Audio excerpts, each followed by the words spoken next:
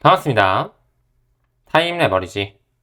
시간을 들여 막대한 수익으로 치환한다. 주말입니다. 이렇게 또 소중한 시간에 함께 성장해 주심에 대단히 감사드리고요. 금일도 초심 다지면서 천천히 나아가 볼 수 있도록 하겠습니다. 천천히 들어가 볼까요?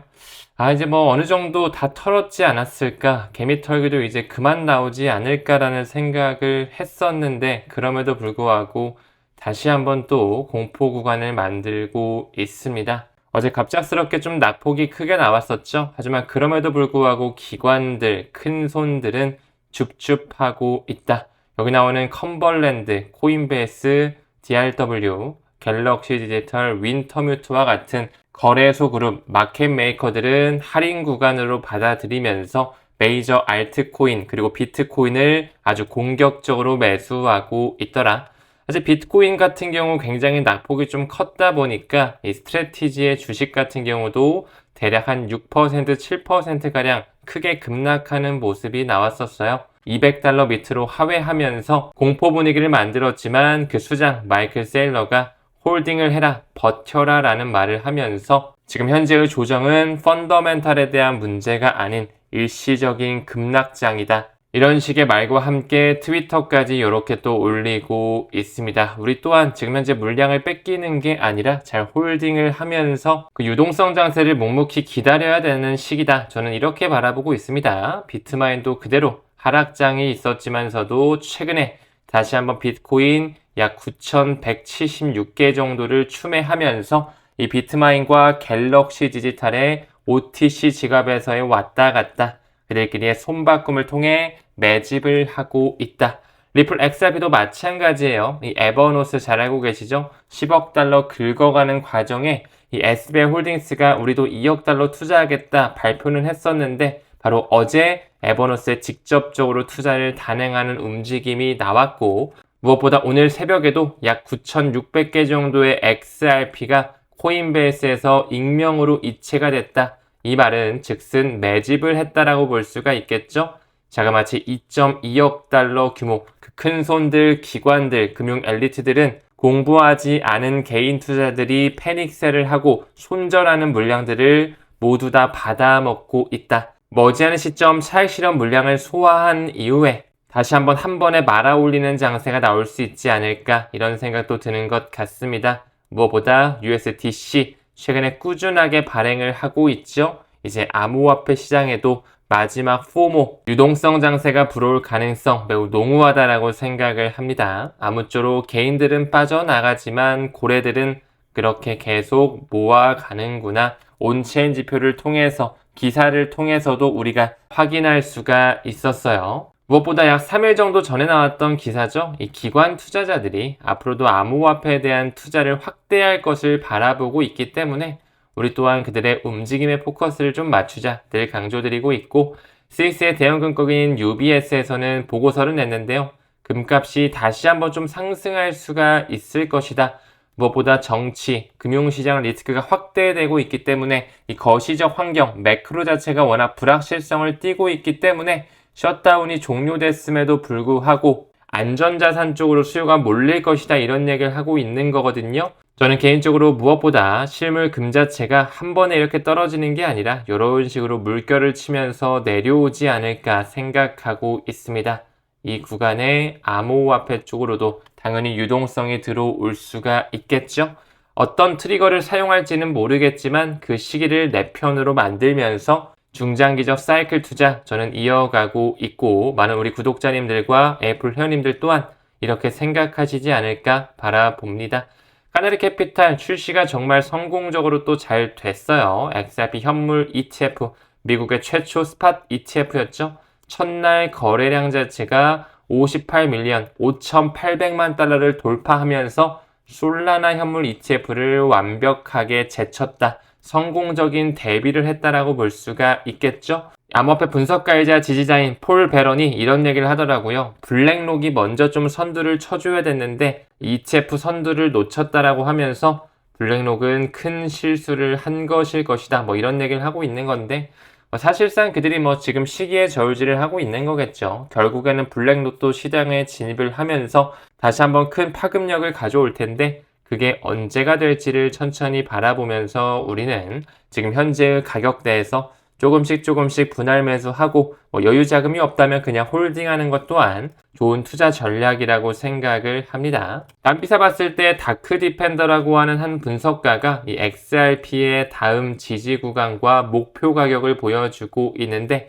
2.85달러와 2.22달러 정도 사이에 지지선이 나오고 저항선이 있고 다음 목표 가격을 18달러에서 최고 37달러까지를 바라보고 있어요. 정말 누가 들으면 희망 고문이다, 말도 안 되는 소리다 이렇게 느끼실 수도 있을 것 같고 또 누군가는 충분히 가능한 수치라고 생각은 할 수는 있겠죠. 글쎄요, 저는 개인적으로 37달러 같은 경우는 좀 과도하게 불리시한 전망이 아닐까 생각을 해요. 무엇보다 우리는 좀 합리적인 목표 가격을 생각하면서 분할 매도 계획도 잘 세울 필요는 있다라고 생각합니다. 이 도지코인 같은 경우도 월봉을 봤을 때 프랙탈 관점에서 딱 사이클이 보이게 되죠.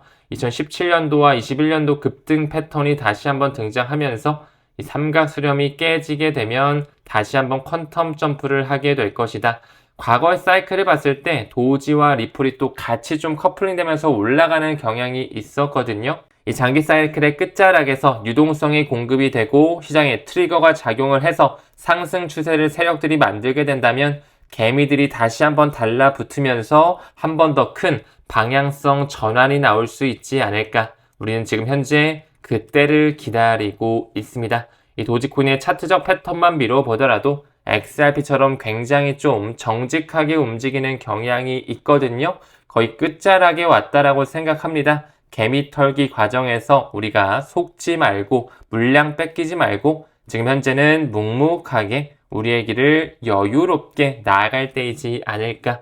당연히 앞으로의 투자 홀딩을 할지 내가 지금 좀 팔고서 더 떨어질 것 같으니까 낮은 가격을 잡을지 이것은 여러분들의 선택이겠지만 저는 이제 거의 파이널 쉐이크아웃 마지막 개미 털기 구간 정도에 오지 않았을까 라고 생각을 합니다. 어디까지 오를지 언제부터 오를지는 우리의 영역은 아니지만 반드시 앞으로의 크립토 섹터 자체 매우 큰 부의 확장 국면이 나올 것으로 바라보고 있습니다.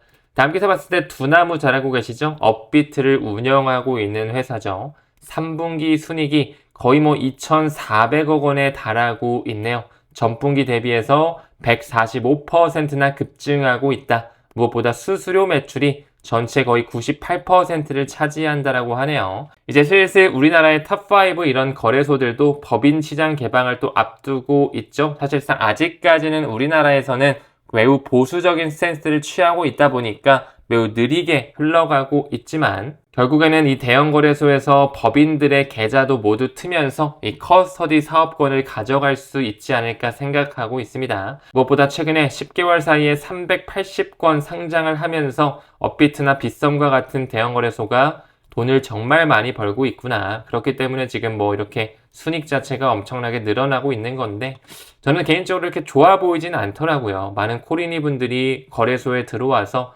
반짝반짝 크게 오르는 코인에 손을 대다 보니까 굉장히 암호화폐에 안 좋은 시선, 부정적인 시선이 남아있는 건 사실인데 많은 분들께서 하루빨리 주식 투자 진득하게 하는 것처럼 암호화폐 쪽도 좀 그렇게 접근하셨으면 좋겠습니다. 이제 가상자산 거래소도 개인정보 보호 책임도 강화가 되면서 점점 신용정보법도 적용이 되려고 준비가 되어지고 있고요.